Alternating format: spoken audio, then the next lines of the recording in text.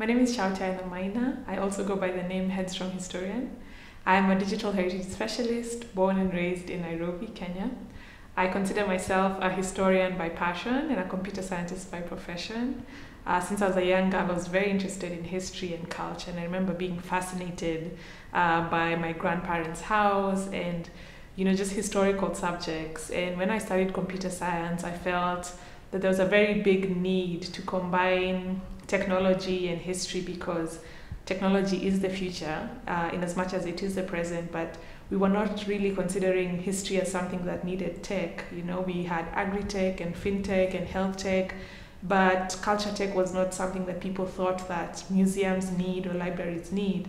And for me, it was a question about digital history and digital technology really opening up avenues for us as Africans to interact, document, and disseminate our history in a very different way than what we had known growing up. And so I started blogging and eventually ended up studying this field and running my own organization that does the same. Well, it's actually interesting because I'd say there were two projects that sort of led to each other. I started with a history blog, and what I would do is I would just find books or go to the National Archives or the library, take photographs, essentially digitize a couple of photos, create a narrative, and then share it on my blog. And what was so interesting to me was the kind of audience that gravitated towards this content. People were so refreshed by, consuming history in a different way and through a different lens. And through this platform and seeing the impact that the blog itself had, I began looking at ways in which I could also not just rely on existing archives, but also create my own. And so after starting the blog, I founded a project called Save the Railway. And I went around the country taking photographs of old railway stations that were either being demolished or abandoned, and Kenya was moving into the future with a new railway. And so really I saw that we were at a crossroads as a country, and I began documenting sites. So not just telling the story of the past, but also understanding how the past and the present correlate. And so I took photographs of these stations, I documented interviews and collected a lot of data from social media and memories and combined them to create this narrative. So that was really my first venture into documenting and into participating in history, not just as a consumer or as a passive audience member, but as someone who has something to give to history. And I think that has founded my brand, in which I advocate for active participation in history. I advocate for documentation in all forms, whether you're a researcher or just an enthusiast. And regardless of your interest, you have a part to play as an African in the telling of your narrative and the telling of your story. It's been an interesting journey. I must say that when I began, people just didn't believe that history and culture was something that needed technology. In fact, people saw them as opposites. This is the future and this is the past. So it's not important. And we also know the ways in which African history and heritage is defunded and devalued, by governments and even sometimes by institutions which just don't have the resources. So technology seems like such a luxury when people don't even have salaries, And so in the beginning, it was difficult because I had to do a lot of convincing that this work is important. But I was always very encouraged by the kind of impact it had in a public history kind of sense, that people didn't have to go to the museum or could interact with history from their homes. And that's not to say that the museums were irrelevant. It's actually to say that museums needed to reach audiences beyond their walls. And so the journey has been an interesting journey. After COVID, now we are seeing, during COVID, not after, because we're still in COVID, obviously, but post, this kind of world in which we're seeing digital being a mainstay in how we interact, in how we communicate. And many museums and libraries and archives are now aware of the impact and the potential that digital has beyond, the physical institution. And so the challenges were many, but they were also very important in allowing me to create a space for African digital heritage.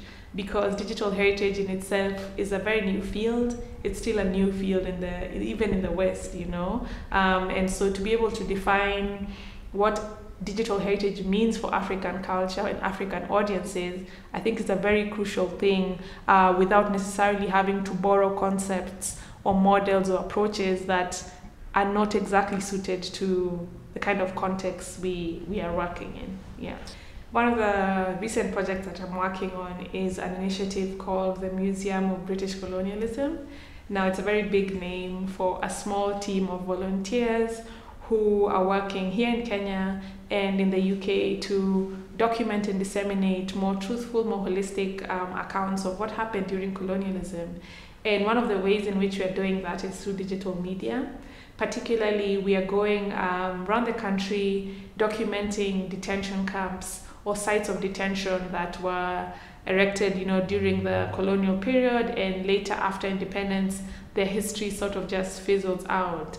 Now, these sites are very important to Kenya's history. They're very important to understanding the struggle of independence, yet we do not know where they are. We do not know what remains. We do not even have maps. We have approximately almost 100 detention camps around the country that many of us do not even know where these locations are.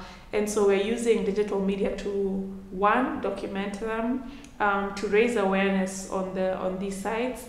We're also creating digital visualizations of these camps so that people can have an idea in the absence of archives and photographs, because not everyone has access to archives which are in the UK or which are here in Nairobi, that people can have a visual reference of what these detention camps look like.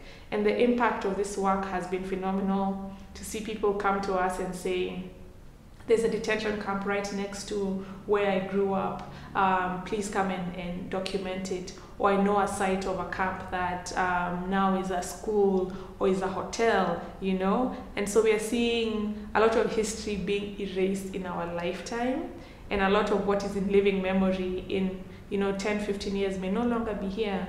And so it's very important and urgent that we use the tools that we have to tell these stories, and the tools that we have as Africans, as a younger generation, is digital media. And for me, it is a freedom to be able to document these narratives. I mean, this is a question I love, because when we talk about digital heritage and digitization, they're very big words, and people tend to shy away and think, I'm not a computer scientist, I'm not an IT person, and so this is not for me. But when you look at your everyday life, when you use your phone, we are so integrated into digital things now that things like digitization happen every day. When you take a photograph and scan your ID or your passport, you are digitizing something. And so for me, documentation of culture and personal history is very important. There are, we have phones, we have cameras, we have devices that we can use. But I always encourage people to start by saying or thinking, what does this mean to me? What does this mean to me? And then once you answer those questions, you can also ask yourself questions such as, what are the sources that I need? Do I need people? Do I need archives? Do I need landscapes or buildings? And then sort of mapping your journey out in that way. But I do believe that everyone has a role to play in this kind of historical process. And the tools that we have, whether it's through social media, whether it's through vlogs and blogs and the phones and the cameras and the laptops, can be used equally for these very important purposes. African Digital Heritage is a non-profit organization. We are working at the intersection of culture and technology, asking ourselves, how can we make digital approaches critically and holistically and sustainably suitable for African heritage? So it's not just about saying, here's the technology, let's digitize everything. We are asking questions on audiences, awareness, archiving, and access questions. And so we work within the very big realm of digital heritage, which includes things like digitization, digital innovation and applications, 3D visualizations. We also look at capacity building. We work with museums and libraries and even community organizations that want to start their digital journey within culture and heritage. And finally, we also do a lot of research because the field of digital heritage is still quite new, and we need to do a lot of research to understand what exactly are the boundaries and the expanse of what technology means for African heritage. And so those are our 4 core pillars: research, training, digitization, and innovation. I mean, that is my dream. In the past 2 years, I have worked with museums in Senegal, Guinea, Tanzania, South Africa, just trying to understand what is it that technology means for African museums and for African heritage.